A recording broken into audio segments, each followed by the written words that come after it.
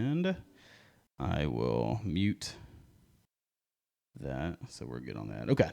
So we got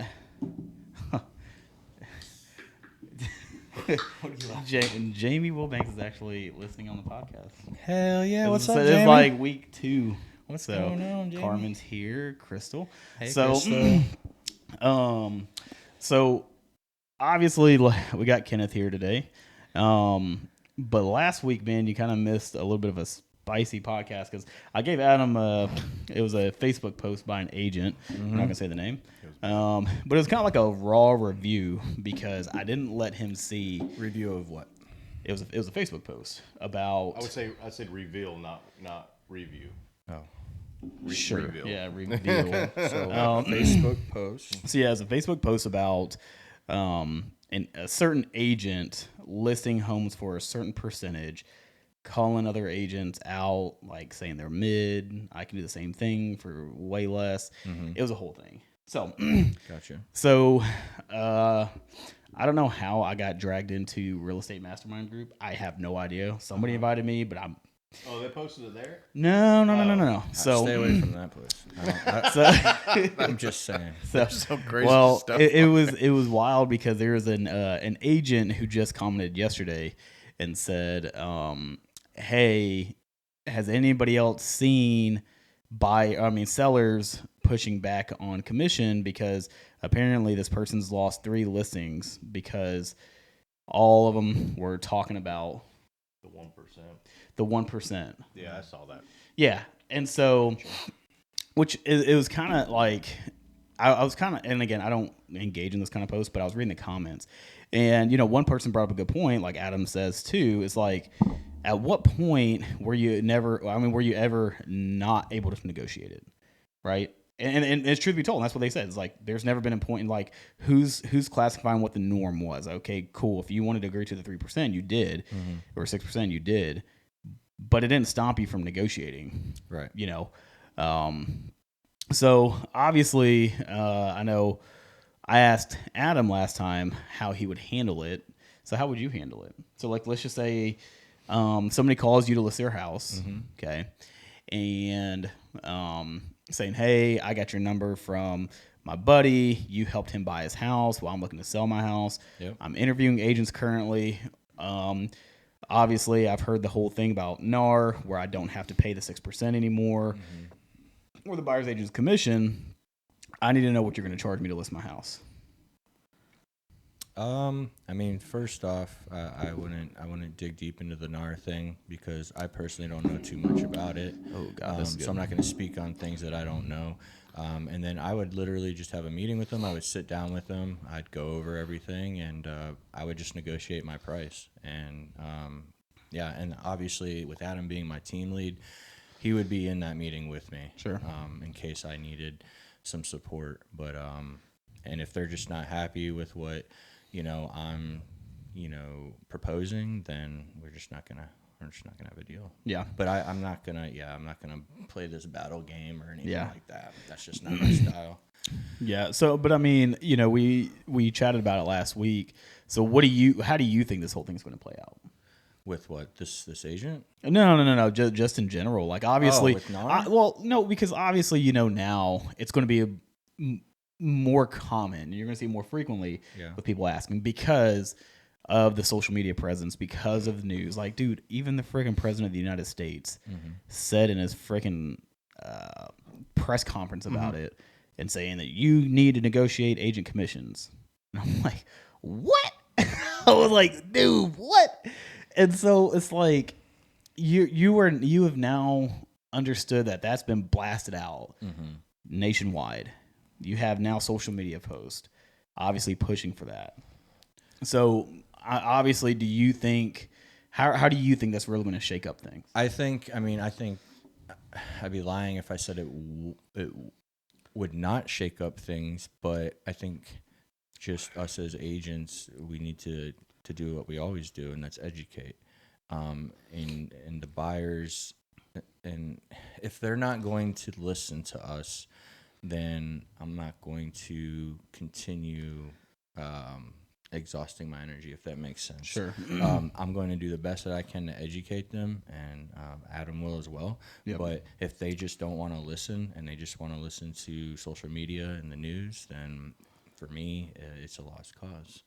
But I do feel that it is going to shake things up because people believe what they hear and see at first take.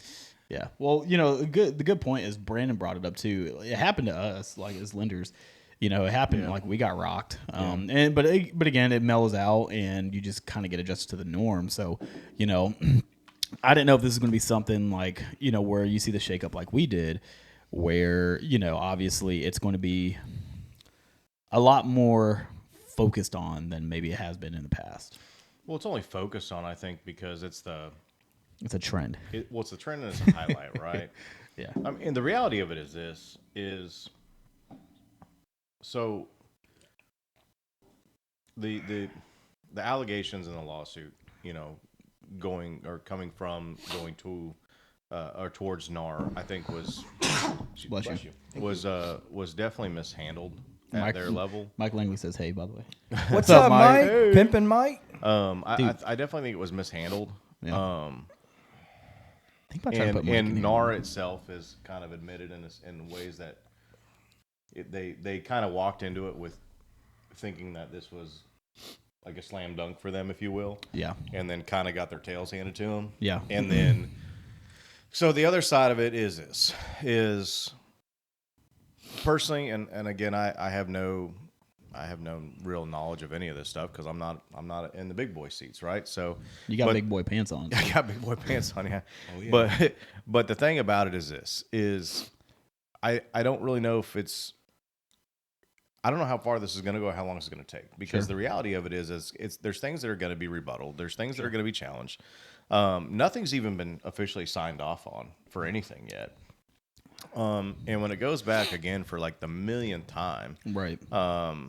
The commissions have always been negotiable. The thing about it is everybody thinks that there's this magical number that it's just supposed to be or whatever. Right. That's been 100% false information. That's never been a thing. NAR itself has never regulated a commission ever.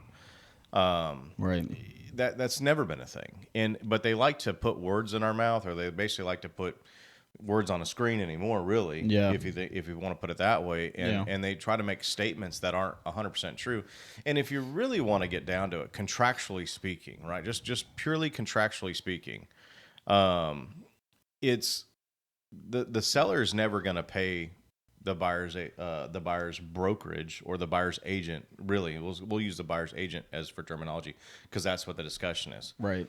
Contractually speaking, this is purely contractually speaking, the seller pays the listing broker whatever they've agreed to. Yeah. That listing broker has then basically is offering a certain commission to that seller or the buyer's agent's brokerage. The buyer's agent brokerage then pays the agent. Yeah. Does that kind of make sense? Yeah. So Yeah. legally, they could never just, and so that's where the kind of, and you can call it a semantics argument all you want, but really it's not semantics. That's contractually. Right. That's how it works. That's how it is. Yeah. So So that's kind of what Mike said too. Mike Langley says, "Excuse me, Jesus." Commissions have been negotiated on the front end of the deal in commercial since the beginning of time. Well, in commercial specifically is 100% different, anyways. Like, or not really 100. I don't want to say 100% different, but they're trying to. Everything's built into the front side of a commercial deal for the most part. That's how they work stuff Right. out. Commercial listings are different than residential listings. But even if you look at it from that lens on a residential side, you're still doing the same thing on the front end because that's the listing agreement that the seller and again the listing brokerage, right? Not even necessarily the listing agent, the listing brokerage that they're agreeing to is on the front end of that. Right. And again, that's not there's no hard hammered, hey, it's gonna be, you're gonna pay me $1 million to do this. That's never a thing. It's a conversation. Right. And a lot of it for me personally, just speaking strictly for me personally, a lot of it just comes down to the math of where they're at, what they need, all that kind of stuff. I'm not necessarily dead set on anything. It's just, does it make sense? Right. Are we achieving the goals that you want to get? Am I making sure that I'm taking care of you? am I going to be able to do enough to warrant this? Yeah. You know, are we in agreement that what I'm doing? You know, for example, one of the listings I just got, I was showing you guys. I mean, that's almost $800 worth of photography I just did for these guys. Yeah. Like, You could have chose me. I would have done it for free yeah, with my flip phone. But see, and here's the thing too. Like me and another guy were having a conversation the other day about this. I was like, it's the same conversation with the FSBOs, right? Right. Because they're like, well, I don't want to pay anybody, so I'll do it on my own. Well, have fun with that, because statistically, you're going to lose money. Oh, and by the way, I have this thing called E&O insurance that if something messes happens, up, at least we have a buffer. Right. You don't. They're just going to come after you with a lawsuit. Yeah. And that's, again, it goes back to, you know, and I guess the other cliche thing you could say, or the other analogy, I guess you could say, was if you've got heart problems, right? Do you just go to your freaking, I'll go to my foot doctor. your foot doctor, and like, hey man, he's like, yeah, I'm a doctor. Well, I mean, yeah, and technically, yes, you are a doctor. Yeah, no arguments here, but you're a dentist. You know what I mean? It's like, no, I got this. I'm a doctor. Sure, man. I guess go ahead and do this. Yeah. Like that doesn't make sense to anybody. You wouldn't do that. So why would you go to somebody who's not a specialist or and I use that word lightly, but who actually does that certain task for a living? You know what I mean? Yeah. Like, why would you not do that? But, you know, like, I'll play devil's advocate on this one, man, because, you know, unfortunately, at the end of the day, I mean, well, let's just take 50 homeowners, right? Okay. Who's bought a house, maybe let's just say in the last 2 years. Okay. The odds of having a bad real estate transaction is extremely high. I think it's about, but out of those 50, you can probably bank on a little over half of them having a bad transaction. It's emotionally charged. Everything's emotionally charged. Well, to an extent. So here's where I'm going to play devil's advocate. So people who do FSBOs, I think who really just got derailed by an agent. And it could, I don't disagree with that. Yeah. Right. But like, you got to think about it. So now it puts a bad taste in people's mouths. So just like old boy, where he was pre-approved with that lender that was on your listing, right? And lender just kind of ghosted him. This just last one that fell through. And just ghosting him, right? Yeah.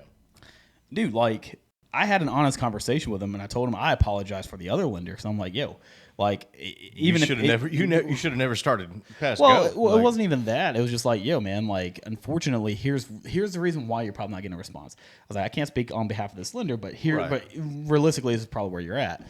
And but again, it's like stuff like that puts just a bad taste in people's mouths. So, you know, you think about, like, if you know, like, are you trying to repeat the same thing again? Right. So a lot of people have the notion, especially people that's not in this industry like us, like, if they've been burned, man, like, they don't want to deal with you. They don't want to deal with me. Like, they are literally just one of those people who's like, they've clocked out. It's just a trust thing. It is. It's purely a trust thing. Yeah. And somebody, I would definitely say a majority of them that I've ever, you know, well, Dan, you remember years ago, right? When we first started bumming around together and I first got a license. Yeah. I listed a lot of FSBOs. Yeah. Because I would purposely seek them out and try to have conversations with them and kind of try to see what I can do to help them. Right. And I mean, believe it, I've been yelled at, cussed at, door slammed in my face, like everything under the sun.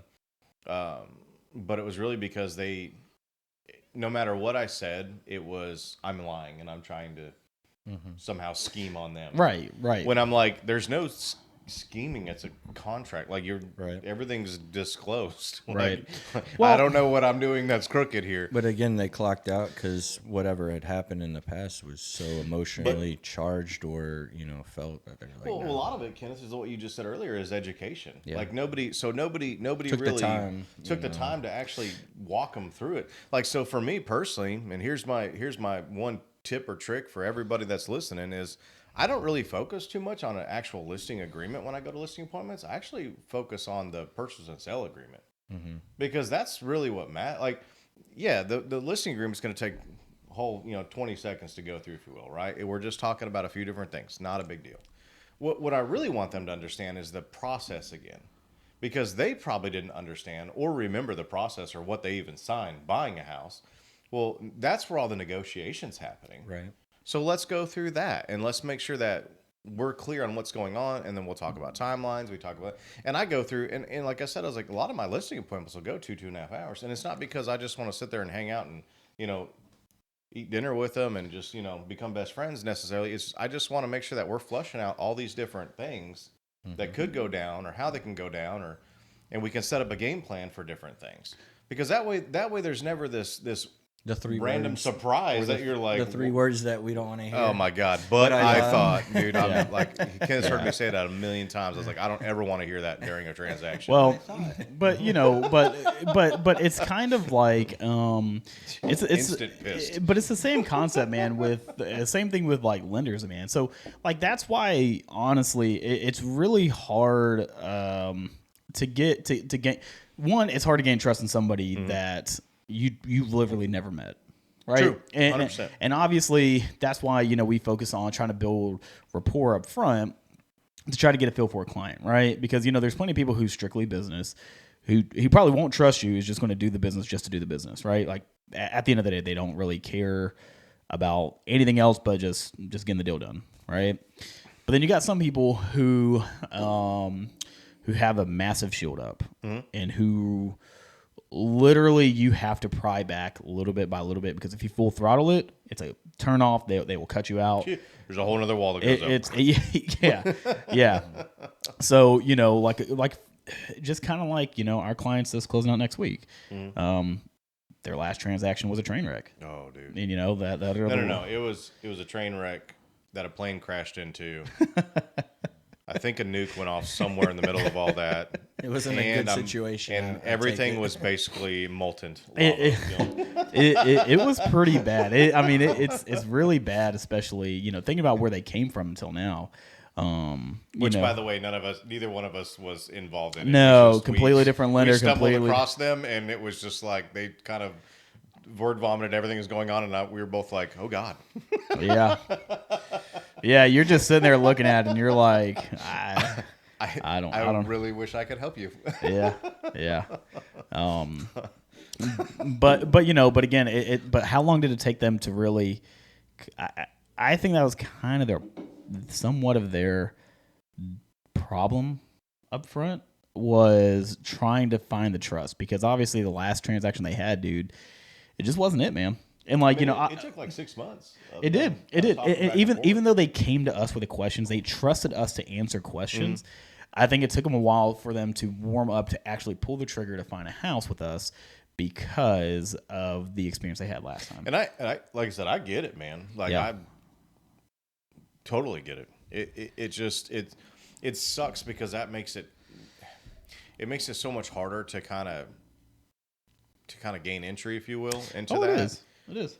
Because they don't want you. But then when you don't let us in to kind of to understand what's going on, to see the whole picture, somebody who's actually genuinely trying to help them and figure out, make a good choice, help them try to make good choices, and trying to lead them in good directions. It's so hard to do that, because if you don't know what's going, you can't see the whole picture. I don't know what to recommend, because then they ask you these like questions that are loaded. And they're like, "What do you think about this?" I don't know, because like I don't know what's going on the other hand. You know what I mean? Like necessary information or tools. Yeah, like I don't know. And it's kind of hard. And then they look at you like, "Well, what do you mean you don't know? You do this for a living." I'm like, well, listen. But if I only know half the info, I don't know the whole equation here. Right. It was funny, because I had chatted with her yesterday, and I was like, "Hey," I was like, "So you remember in the beginning when you asked me about moving money?"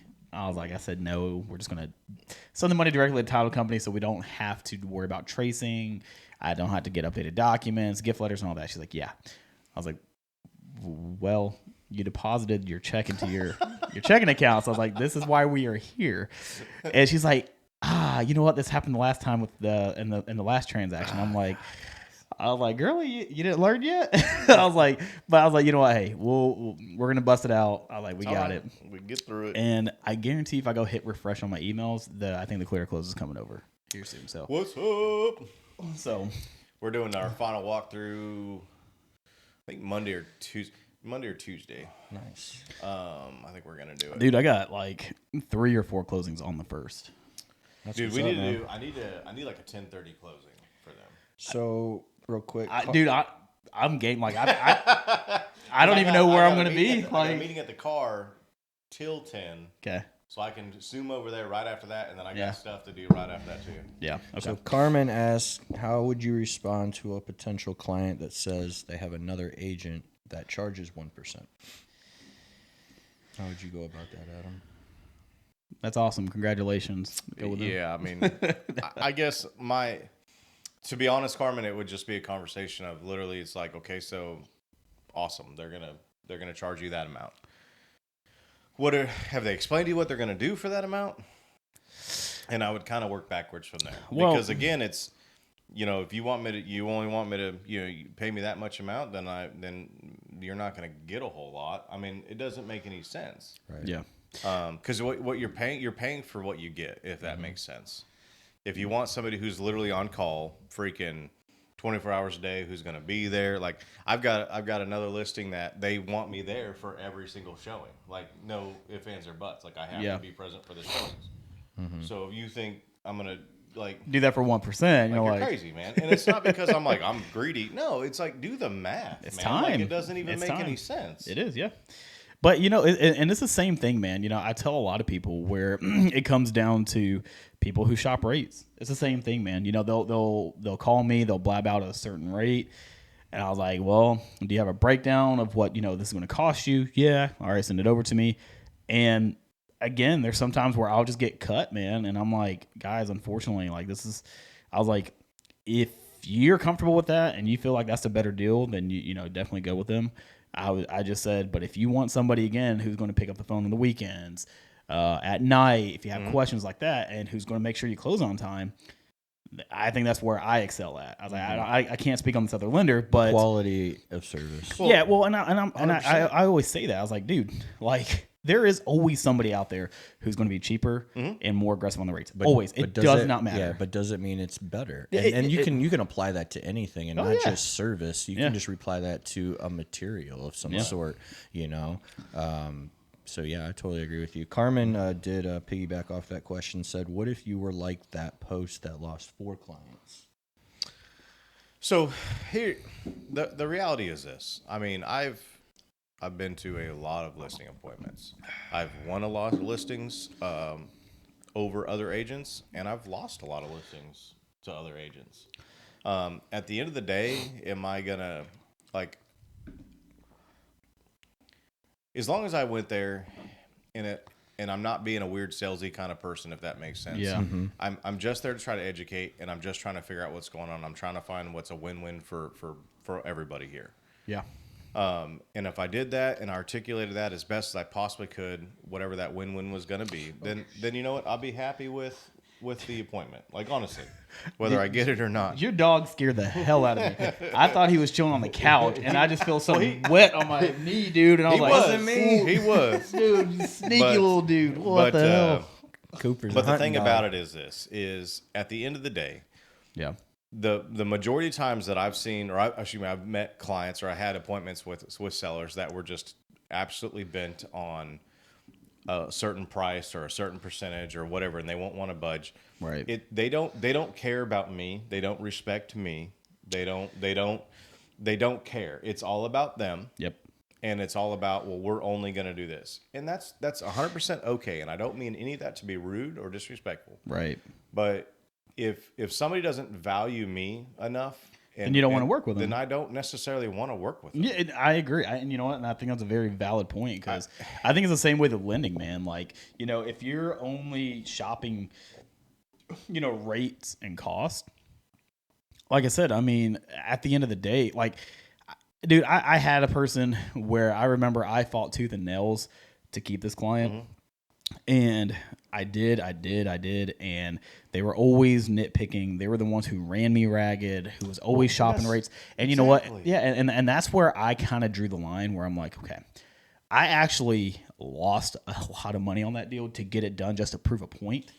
To prove a point. 100%. But then after that, I was like, never again, because I'm like, it's not fair that if I'm in a meeting and I don't text this client back within 10 to 15 minutes, they're blowing me up. Hey, when do you think you'll get back to me? Hey, this, and this. And I'm like, dude. And I'm like, I'm already doing this loan at a cost. And like for me to take it to the chin and for me to do whatever I was able to do to try to make you happy, but it was not good enough. That's where I learned. I was like, all right, then you know what? At that point, I'm like, I'm going to cut it, and then you should have just moved on with the other company. That's kind of where that's where I've landed over time now. Is as much as you want me to respect and fight for you, I need you to respect me as well. Yeah, I agree. If I go, if that person owned a business, right, and I'm like, hey, I'm going to go buy this energy drink from your business, and I walk up there, I'm like, hey, I'm going to give you $1 for it, and they're like, that's $4. Yeah, cool story. You get $1 for it. They're going to be like, no, right, and it's because it's a business, right? Because it cost him money to get it here. He had to pay for certain things. He had to do stuff.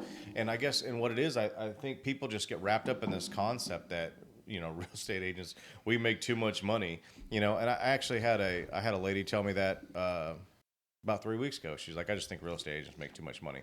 And I looked at her and I was like, I respect your opinion. I was like, the cool fact, or the cool thing of that though. She's like, what's that? I was like, real estate school starts like every week.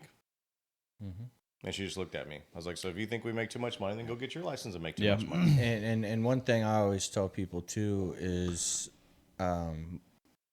most of us wake up with the mindset of we're unemployed. Dude, if you think about for that. real, because I mean, you know what? We're in an industry that I was like, for real, that really. You know what? I'm glad you brought that up, dude. Yeah, I'm super glad you brought that up. Think about it. Because you know what? Think about it. When me and Adam first started this, and we were sitting in open houses, even though we had decent business coming in, the anxiety of taking a break absolutely got under my skin because I'm panicking. I'm like, because when you're not 7 days a week, 18 hours a day, because when you're not working and you're not actively producing, you're like, right, dude, like I'm not going to get paid. I'm not going to get paid. I'm not going to get paid. And you're always chasing the next one, regardless of how well you're doing. But see, then again, I think that brings up the point that we were talking about earlier, is that the value, right, of us and people that are cut from this type of cloth is that they don't see that value. A lot of people don't see that. So how do you show that to them?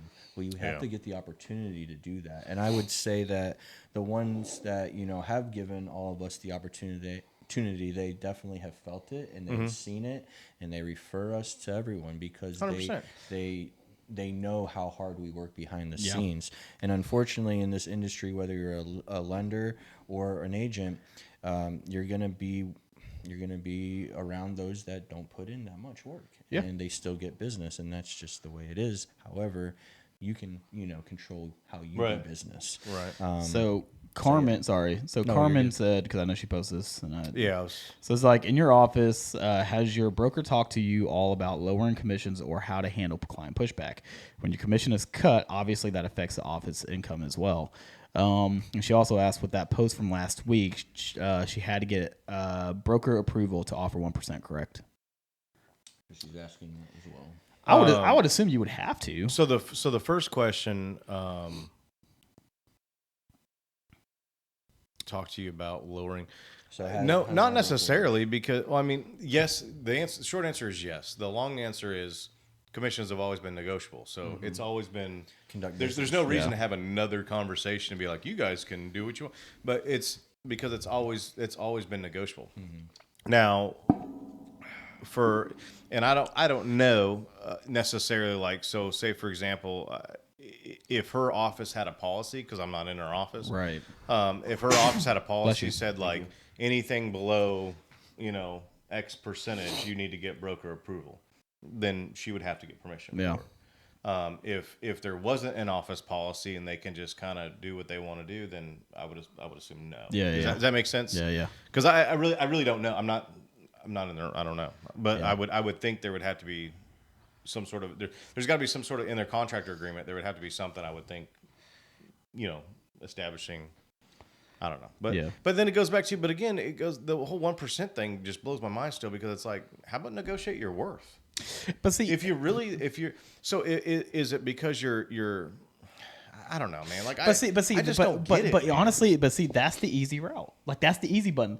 Oh, you want this? Oh, why try it? Sure. Okay. It's too easy. I tell you what, I'll put a post out there and say I'll list everybody's house in Clarksville for only $500 flat. And I'll get every listing in town. But what does that do for everybody else? That's crazy, right? And then what service could you actually honestly expect me to provide for $500? Well, but that's silly, man. But that's why, like, you know, obviously, you know, I think the track records always speak for a lot of people, right? That's why a lot of people work with certain people, because they know the track record. Right. You know,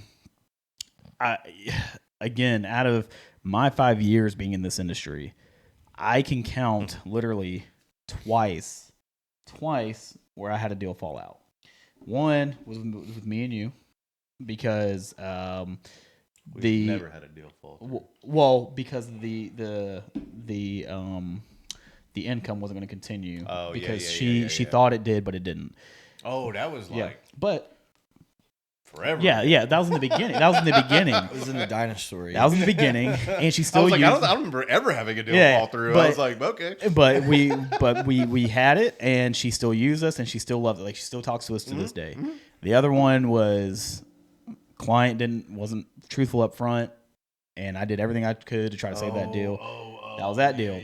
But outside of that, clean, man. Mm-hmm. And, you know, I'm not ashamed to say it, because, like, at the end of the day, man, like, I knew it was going to come where I was going to take it to the chin, but it wasn't like I just willy-nilly, hey, here you go, and then, like, I really screwed up. No, this was just, everything was in line. I fought for it. I made a good case. Yep. And it was just, dude lied. And then at the end of the day, the pay structure changed, and I was like, dude, like, what do you want me to do at this point?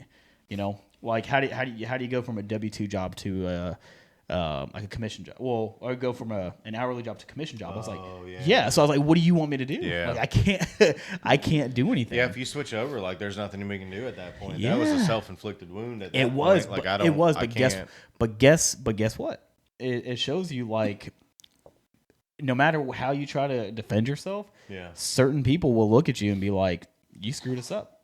And that's why. No, that's true. They're like, oh, this guy's, and I'm like, dude, there's nothing we can do about it. Yeah, and it's you're working with the information you're given, and that's what you can work off of. Yeah. And if they tell you something completely different or lie, like, what are you supposed to? I mean, right. But so. But again, Carmen also said, she's like, when she was at a company previously, Berkshire. I was going to say it, but yeah, so we had to talk to the broker / office manager to cut our commission. That's so Carmen. That's generally true for all brokerages. Yeah. But again, I don't know what everybody's threshold would be, right? So I don't know, right? Yeah. But generally speaking, like, I'm pretty sure that if somebody came through and had, you know, one, you know, X amount of percentage on there, and their broker looking at the file would probably be like, hey, I want to, like, why did you do this? Yeah. Because that might be an education point for that agent too, to be like, yo, timeout. Yeah. Like, this is probably not going to go good for business later on down the road. Yeah. Or two, like, why did you go that route with it? And there's been reasons, like, I've listed houses for almost next to nothing because we had to find a way to get them out. Yeah. Because they you know, whatever extinguished circumstances that was going on, they had to get out of the house, and it was just, you know, that's just one of those things. But again, what were the stipulations behind it? Yeah. You know what I mean, and that's all, you know, backside information, if you will, but it has to make sense. But I mean, this whole, everybody's, like you said, man, everybody's getting wrapped up around the axles about something that's most people in the industry don't even quite actually understand. Correct. Like they can't, because I can't tell you, I teach classes all the time, man, and I'll say things and everybody looks at me like, huh. You know what I mean? I'm like, these guys do this stuff every day. Not that I'm like this genius. It's just when you actually understand the contractual side of how the things are supposed to actually work. Right. Like, it actually clears up the air. But when you look at, you know, social media or the news and all this other stuff, and then you hear what they're saying, you're like, that's not even how half of this stuff works. Right. Like, literally, it's not even actually how it works. Yeah. Yeah. But yeah, I mean, my whole outlook on all of this is really actions speak louder than words. Mm-hmm. And so I'm going to provide the service that I've always provided, being honest, truthful, and I'm going to help the client the best way I can, and I'm not going to let this outside, noise affect. And 100%. I'm not going to speak on things that I don't know a lot about either. Well, and that's what like me and our broker, we were talking before that last big company team meeting. We were talking at great lengths about this whole thing, and what's up, Trevor? Thank you, Trevor. He gave us a shout out. Best team in the business, absolutely, brother. We appreciate you. Again, like so Tennessee, we're really in a good spot being in Tennessee with our forms, the way that the laws are written, the way that our all the attorneys have put together our contracts and stuff. Yep. To kind of, I guess, put it in a little bit better perspective for everybody. A lot of the issues within the lawsuit and the questions that were kind of being driven from this, and the issues driven from it are coming from a lot of states, not even Tennessee, states outside. that don't have actual buyer's agent representation. It's like the Wild Wild West out there. Literally, like I've said for years in joking, one of the biggest reasons I would never get a North Carolina. I've had so many Army friends try to tell me to get a North Carolina license, and I refuse to do it. Because it is so, like, North Carolina's like a lawsuit waiting to happen. Because, dude, it's just so crazy. Like what they're allowed, and then like you talk Alabama, you got but you know what? other places, dude, they don't even have agency agreements. Kentucky's no better. No. Yeah. Why do you think I don't have a Kentucky license, man? Like, Kentucky confuses me because Dude. I'm like, so we're not going to identify X, Y, and Z, and they're like, nah. It'll be all right. Dude. Like, I'm not comfortable with this. You know what I mean? I'm not liking this at all. I told Chris, I was like, dude, next time, Chris, I was like, I was about to say, give a shout out to Chris, dude, because he's holding it down for the team. Chris has the Kentucky license for the Bearded Home Group. Dude, the homie here, you know what? We just need to get him to put it on a napkin, a contract, and slide it over. Hey guys, what do you think about that? All right, let's run it. Let's do this. You know what I mean? And you're just.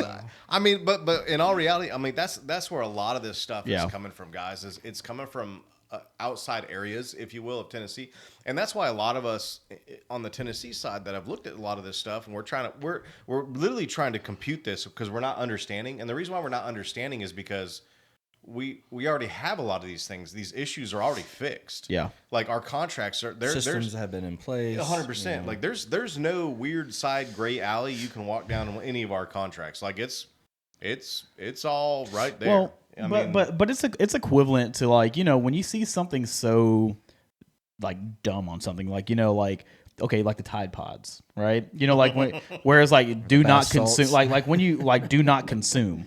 Like everybody knows you're not supposed to consume them. Like everybody knows. You realize that. you're eating soap, right? In a plastic wrapper that dissolves. But now they had to put do not consume because you have people doing it, right? Yeah. And but again, it's kind of the same concept, man. Like people have signed an agreement knowing what they were going into. So and then all of a sudden now you're upset. Fun story, real quick. I just thought about you this. ate a Tide Pod. No. Okay. When I was a drill sergeant, right? When I was a drill sergeant, when they had to go buy, we'd walk them down to the little shopette to go buy stuff on Sundays. Oh yeah, get a haircut, all the good stuff, right? We had to. Part of the shopette brief was. Hey clowns, you cannot buy Tide Pods because we didn't want them eating them. Yeah. No, true story. And I thought this was the dumbest thing on the planet. So our sergeant major come out one day when I was a battalion senior or company senior, and he come out and he's like, hey, we need to put this in the make sure they're not eating this stuff. And I'm like giggling because I thought he was kidding. No, they're like 100% for real. Yeah. And I was like, no, seriously? And they're like, yeah, we got to make sure they're not eating Tide Pods. I was like, this is out of control. Carmen says, are you having an influx of California buyers still? I am as well. I'm definitely California. Chicago's pretty big. Chicago's a big one in New York. Yep. Oregon, Washington, even Texas. Texas, and Florida, as well as Michigan. So a lot of those states. Now that we're talking about Tide Pods, the people. I'm still hung up on this now. Like the little realistic cake things that people do. Have you seen it? Like, yeah. Where like they have like an arm, it's all painted or whatever, and they like chop into it. Or it's like, have you seen the videos where they show us like, do you believe it's a cake or real? And some of them, dude, you literally just cannot tell until they cut into it. Yeah. I'm going to get a Tide Pod one. Oh God. I want to get a Tide Pod one for somebody for their birthday. No, we could do like like little cupcake size ones. Oh, we could. We could. And bring them. And bring an them. event. Dude, that would be epic. And then eat them in front of people, and they'll be like, "These All right, are happening. It's happening. great." All right. Any local baker? Any local bakers watch. out We're there? gonna- Anybody want a we're- Tide Pod? Tide Pod? Anybody? We're gonna bring that trend back. some teenager's gonna see it. Oh, this is back again. Like, Daniel, Adam, and Kevin said to do it. It's fun. we're sitting here eating real cupcakes that look like Tide Pods. It takes one person. It says, I heard some interesting news. Apparently, in Oakland, if you move out of the area after 2025, you must pay 5 years of state income tax, regardless of where you live. Many people are trying to flee by December 3rd. Oh my goodness! Yeah, so that's actually been a thing, and I don't think it's just Oakland. I think it's all over the state of California right now. You know what? And you know what the crazy thing was too? When James went to vacation in Florida, there's a dude from San Diego, and he was talking to him. He's like, "Yeah, man, we actually just moved to Tennessee." And James like, "Oh, I'm a lender." I was like, "We're in Clarksville. Where are you at?" He's like, "We're in Franklin." And James was like, "Well, why'd you leave San Diego?" He's like, "Because San Diego's beautiful." Like, why'd you leave? And you know what was happening? What's up? The water was going to be charged by not how much you use, but how much you make in a year. So literally, you could literally never use your water, but they're still going to bill you for how much you make. And the people who use water maybe religiously but don't have that much of an income, you're not going to get hit that much. That's wild. Wow.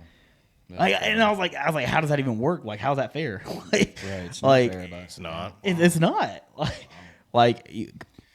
it to me. Like when James told me that, I was like, dude, how pissed would I be to get a bill in the mail? Yep. For some high water bill that I've just seen, literally like, a YouTube never. short the other day that was like how it was the guy has he's in California. I don't know where in California. Yes, Trevor. The emissions is horrible in California. Everything's horrible. Fun in fact: my California. neighbor's PCSing to Washington State. He has to sell his Duramax because it's fully ripped up and tuned and deleted. And obviously, over there in Washington, they do emissions testing. So, oh wow. yep. Yeah. So if you guys want to buy a Duramax 2014, $1.50 starting bid. All right. and a bit, and a pack of gum, pack of gum. And we're up to a pack of gum and 50 cents. But the A lot of the people that I talk to that are coming from other states, I mean, they basically all sum it up as we're just trying to get away from the regulations and just the crazy laws that are being passed down, and there's just no structure, and I see that as a common factor, regardless of what state they're coming from. That's what they all are saying.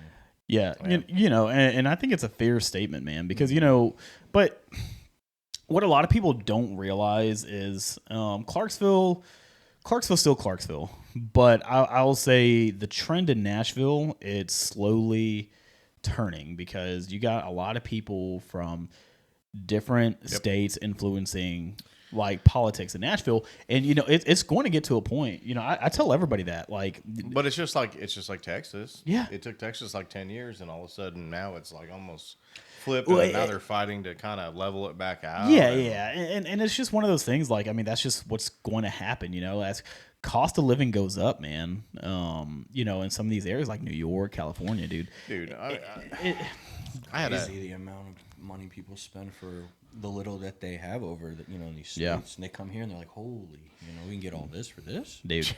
Like, yes, you can. I know you're from Detroit, yeah, but there's a pocket of Michigan where I'm like, again, houses were for like $5,000. Like, they can't even give these houses away. Yep. And I'm like, it's wild to think that. You got places like California where it's like $1 million for literally a shed, and then you got like a 3,100 square foot home in Michigan that's $5,000. But that's actually the reason why I tell everybody location is big on where you decide to buy. Huge. It is. Number factor. You Can't do anything. You can't replace the location. You know what I mean? You can't replace the land. You know. Yeah.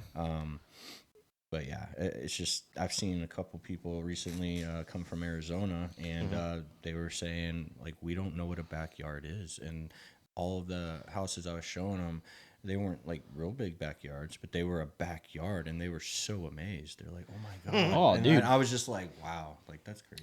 Dude, it was the same way when I was in Oregon. Literally, like Cooper could take a poop on that yard, and he would be pooping on literally half the yard. Over there in Oregon, dude, like there was like it's literally like a goatee, like it's like a little patch, like it's just. My mom lived in Beaverton for 2 years. Yeah, see, And I was in Beaverton. Yeah, so you know, dude, you want to talk about like, you could literally probably get like a like literally some shears and just go out there and cut it yourself, and that's it, dude. and you're Like spending a crazy amount of money. yeah, did you like I've seen people who have riding mowers there, and I'm like, what are you doing? Why do you need a riding It's a mower? status symbol. You need the old school, it? you know. Is it? I was like, that makes no sense. He's like, vroom, and goes forward 5 feet and backs up. He's like, and we're done. Because I was like, what? And so yeah, it was definitely weird seeing that. But and then I talk about Tennessee, to a lot of the people, that I was friends with over there, and I'm like, yeah, dude. I was like, you're gonna get way more than this in Tennessee, man. Like, I was like, and at the time, this is like, before Clarksville got stupid high. I'm like, dude, I was like, I remember taking guys down to Southside, taking guys down to Dixon, out to like Winchester area, and they were just like completely blown away. Oh man, y'all have fun. You set up time for okay. Heck yeah. Their lawn is like Daniel's facial hair. Damn. Shots fired. All right. Actually, what? It's growing in a little bit. I don't want to hear it. Listen. So, I can say the same thing about your hair, Mr. Baldy. Mr. Baldy. Yeah. But let's talk about let's shift focus a little bit. What I know you got another auction coming up. Mm-hmm. Okay. May 4th, right? So we got a few coming up actually. Yeah. So I got the class on the 3rd at Transportation Title. By the way, Hal needs a booster seat to drive a car. Just want to What's that? Hal needs a booster seat to drive a car. So I want you guys to know that. It's okay. It's okay. Yeah, it's okay. So we got that class to kind of give everybody an overview of the kind of the process. Yep. And what we can basically kind of help you guys and your clients out for. The 4th is the Night of the Arts. For the car. Absolutely. We're gonna do a great event. Be an awesome event. Be a good time. I got a estate sale that I'll give you coming up on the MLS probably middle of next week. That one. Did you talk to your boy? Which one? About the doing the instead of taking out like a conventional loan, about possibly doing a HELOC. Mm-hmm. Is he cool with that? Yeah, I told him to take a week or so, think about it, and let me know. Yeah, no, sorry, just squirrel my mind. No, you're good. So we got an actual estate sale for a house on, I think it's, I want to say it's 2.2 acres, out in the county. It really doesn't need that. It's 100% livable as it is right now. It honestly just needs a back deck really right now. Throwing out them shots now, ain't he? How's it, Daniel? Daniel needs better shocks for his front end suspension to level out the GMC. So that one's got 2.5 acres. I think it's got 2.5 acres. That'll be May. So it's actually going to be May 25th. So it's actually on Memorial Day, which is also my daughter's birthday, 18th birthday. But we kind of had to squeeze it in there that day just because it was what it was. Right. And then I've got another house coming up that'll be. I can't remember the date, but it's going to be, I think it's the first Tuesday in June, I think is when we're going to do that one. Nice. Sweet. So Hal, you're not tall enough to sit in the front seat, so. He's stupid. 4'9". So, Kenneth, what about you, man? Busy with new construction, open houses. Open houses went really well, actually, over the weekend. What? The Sunday open house that I did out in the Oaks, that was the best turnout that I've seen in a very long time. Yeah. It was crazy busy. Good. And just that season. the quality of people that were coming through as far Yeah. as being serious buyers. I mean, it was present. I have a few listings coming up. Me and Adam are gonna tackle this one on Monday, so it was really cool. Had a lady reach out to me this morning, said that she was referred to me by someone, and that was just awesome news to hear. Yep. It's always awesome. Just staying busy. Yeah. Nice. Just listen, wipe. Yep. Well, Freaking out. Listen, wipe. He buddy. said, "Listen, dude, like, damn." Hal's taking all the He's- jabs. He's hitting all the shots, all the areas today. Look, man, I want to see you guys in person and see him like freaking spider monkey all over you, and then you like wrestle around and squash him a little bit, and then him like do some like jujitsu crap on you. It's gonna I be wanted awesome. to see. It's a funny segment. because he's Chinese. There needs to be a segment on the podcast between you and him, and it's entitled "Shots Fired." And it's between you and him, and y'all just go at it for like a minute or two. Hal and I could go toe to toe. And I think it would be hilarious. How's pretty funny, dude, man. He is. I'll be there for it. So in the fall, plan for it. We're going to go, or maybe August, maybe the beginning of August. It's the Mega. So yeah, it's the you're Mega. saying the beginning. I think it's the beginning of August. It's always in Texas. I'm pretty sure it's going to be the same thing. I'll get you to come out, dude, and you'll actually get to meet Hal. You know, Hal's I don't know, man. You're gonna have to kind of get some neck exercises, man, in because you're gonna be always be looking down when you talk to him. So you know. He said he wants to do a live from the Mega if you come in August. I'm telling you, man. Says the half curve. It's the beginning of August, not the end. Carmen chimed in real quick. It's not the end of August. It's the beginning of August. What about you? But hey, Hal will be at the wedding, so you guys can see Hal at the wedding. If you Better guys be want at to the see him. wedding. What about you? How have things been for you? August 9th. Good. Yeah, staying Good. busy. You're staying busy, man. It's definitely some good traction. A lot of people calling in. It's definitely much more active than it was last year, which is awesome to see. But yeah, I've just been focusing on that, and then get this powerlifting meet out of my system. Probably take a little bit of a break after that for a little bit. Try to slim up so I can fit into a tux for once. You You know? leave next week, right? Yeah, next Thursday. I fly out Thursday night. Thursday. Yep. Thursday night. I'm excited, man. Like, I'm gonna be. I plan to eat until I had to be rolled into bed. You know. So should be good. Should be a good time. But yeah. August 9th is when the Mega is. So it's the beginning of August. So we'll talk about it. Make sure if that fits your agenda, man. We'll go out there. How it's in Texas, right? Because if it's dude, last year it was miserable. Was it in California last year? No, it's never been in California. It was in Texas. It was in Texas because I remember Dallas. Okay, yes. So yeah. Okay. So last year when we went, Chris Stapleton. Oh crap! I got we got Chris Stapleton tickets. So I got Chris Stapleton is pretty good now. I gotta check the date on that. I think that might be cutting it close. Man, I guess so. There's a lot going on from like now to the end of the year. This is not the time. Goodness. Okay. Well, I'm not going. I can't go. August 9th. That's the concert. That was her birthday gift last year. I'll tell you what, I'll show up in your stead. You can. Bones for everybody. You can. You're pre-approved. You're pre-approved. Hal says I'm stoked about the wedding. Yeah, he should be. You get to hear Hal now. Just wait till he starts drinking. Oh, I'm giving a speech. Yeah. I have to get him He like said I'm giving a speech. I'm gonna have to get him like 4 or 5 boxes of standout so people can see him.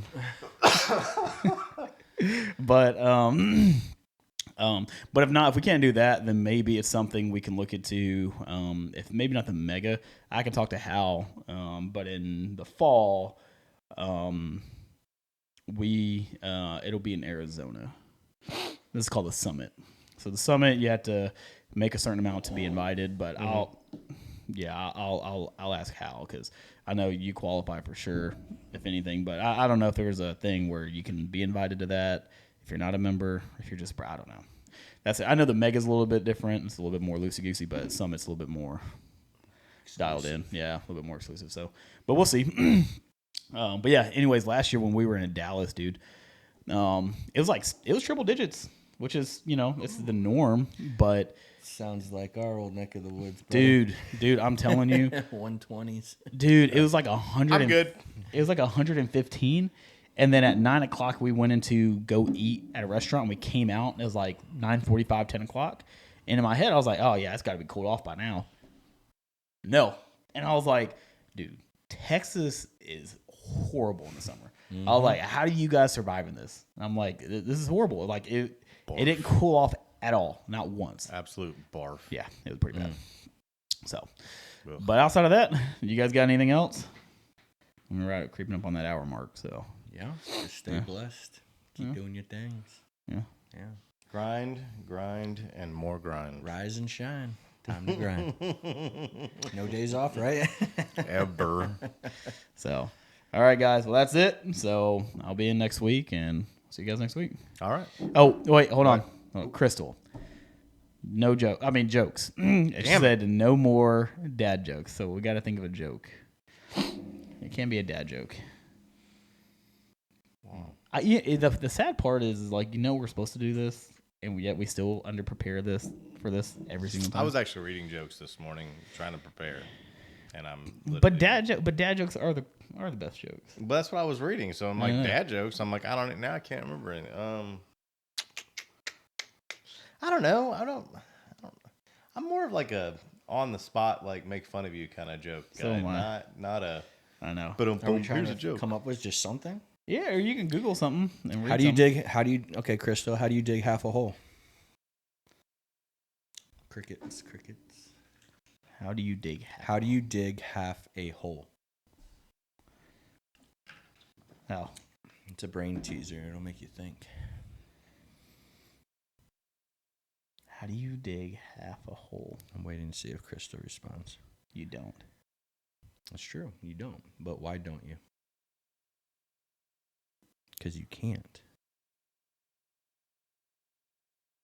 Crystal, you don't, right? So why don't you?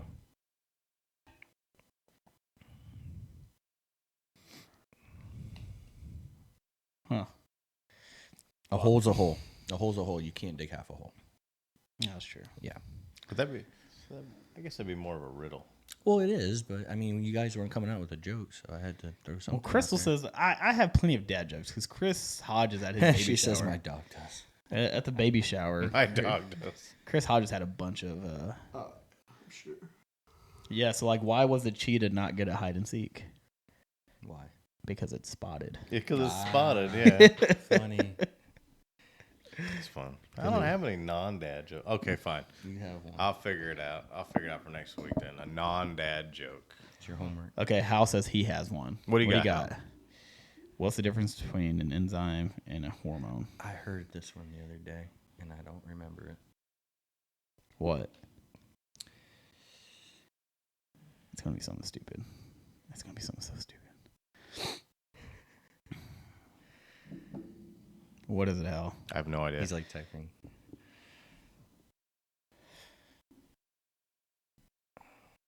You can't hear an enzyme.